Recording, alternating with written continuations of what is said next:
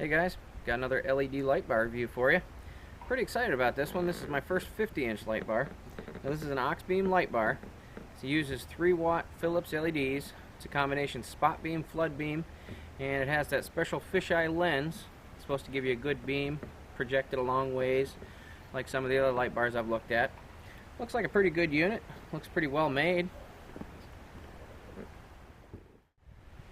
Now I actually have 3 more 50-inch light bars that I'm going to do a comparison video of all 4.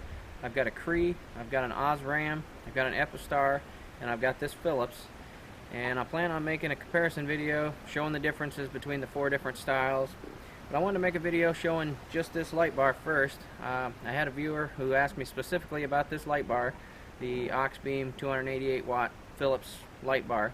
So I'm going to go ahead and do a video just on this one, and we're going to try it out, see how we like it. And stay tuned later on. I am going to be doing that comparison video of the 4 different kinds of light bars. Now the mounting hardware is pretty standard. It's a basic aluminum feet that you're going to find on pretty much any light bar this style. Go there, mount them the other way. One thing I noticed on these, I don't know if it's intentional or not, but it's got this raised ridge. I'll show you that closer in a minute. And it makes it look like they want you to mount them this way. Because with that ridge on there, they don't really mount up to the light bar properly if you put them this way. Like I said, I'm not sure if that's intentional or what the idea is behind it, but let's take a closer look. Now one thing you might have noticed, looks like the UPS guy smacked this box around pretty good before it got to me, but I don't really worry about that too much. And if this light bar can't handle getting banged around a UPS truck all wrapped in foam in a cardboard box, then I probably don't want to put it on my truck anyway. So like I said, it is an Auxbeam light bar. You can see those special fisheye lenses.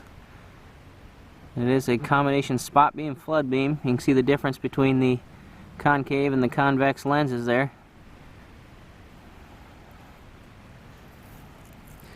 Looks like a pretty well made light, just like the other Auxbeams I've looked at. Now one thing I noticed about this light bar compared to some of the other light bars I've checked out, it seems to have a lot more fins on the back for cooling, so it should help keep it a lot cooler, hopefully make it last longer. Another thing I like about it is it's got this exhaust port here on the side.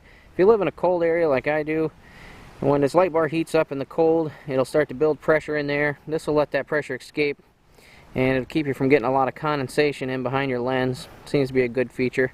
I know the light bars I have with that on there, I haven't had any issues with condensation behind the lens. So, alright, I'll show you what I'm talking about on these feet. You can see how the feet have these raised ridges on there, and you have the same thing, you can see that on your light bar. So when you bolt that together, they kind of lock and engage in place, and it keeps your light bar from rotating around on you. It gives you a good solid mount. Now this other side's got this raised ridge. It does have the knurls, but they're deep down in there, and it's got that raised ridge that sticks out further. So if you go to mount that up flat, you see, I don't know if you can see it, but it doesn't really engage the knurls. It kind of sticks out. So I'm not sure what the point of that is. And I guess if you didn't like it, you could always grind that down a little bit, and you'd be alright. I probably won't use these feet anyway. I'll probably use custom brackets, but just something to think about. Now another thing about this light bar, while we're waiting for it to get dark, every time I get one of these, I pull them out of the box, make sure everything works okay, because sometimes it takes me a while to do a video, and if I have to return it, I want to do it right away. So I always check and make sure they work okay. Now when I powered this one up, I noticed it doesn't make any noise whatsoever, which is great. I've reviewed other light bars, like my 32-inch light bar, and some of those other 50-inchers that I have that I'm going to make the video on. They make a real high-pitched whining noise, kind of drives you crazy. But this one I did notice doesn't make any noise whatsoever, so that's a good thing. So now we just gotta wait for it to get dark, and we'll try it out, see how it works. Now in some of my videos I show you how I mounted the light bars, what I mounted it to, maybe even show you how I wired it. And I do eventually want to put one of the 4 50-inchers on the roof of the old Tahoe here, whichever one I like best. But because I still want to use this light bar for my comparison video, I'm not going to be mounting anything up today. We're just going to set it up on the old core support of the Tahoe, use the battery to power it up, and we'll take a ride out back, and I'll show you how it works, how it shines, that kind of fun stuff. Now while I was getting a little impatient, waiting for it to get dark out, I flipped this thing on just for the fun of it. You can see it's still fairly bright out. Like I said, it's about dusk here, but man, Thing looks like it's going to be pretty bright. Alright, it's finally dark out. It's pretty windy out, so hopefully you can hear me okay. Let's fire this thing up, see what it looks like. Now that tree line is 65 yards away. You can see those fisheye lenses give you a really good focused spot beam effect. It's a really broad spot beam because it's a curved light bar, but that looks pretty good. Really puts out some light. Alright, and just to give you something to compare it to, I'll go ahead and fire up my 20-inch Cree light bar and show you what it looks like next to that. There's the Cree 20-inch light bar, and there is the Philips 50-incher.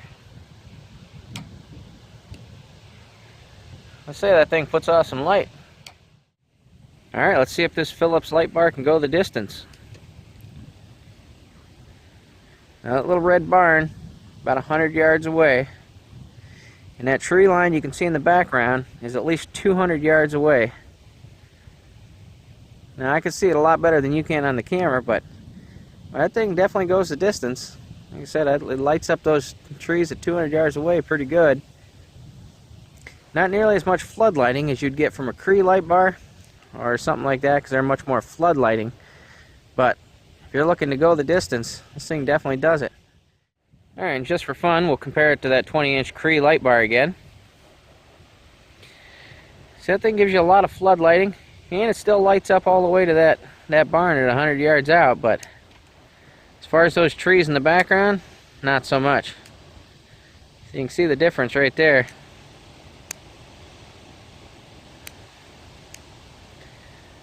Definitely a powerful light bar.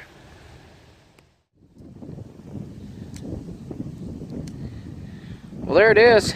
It's definitely an impressive light bar. I like it, especially for the price. And just like always, I'll put a link to where I got it on Amazon in the description below. Thanks for watching.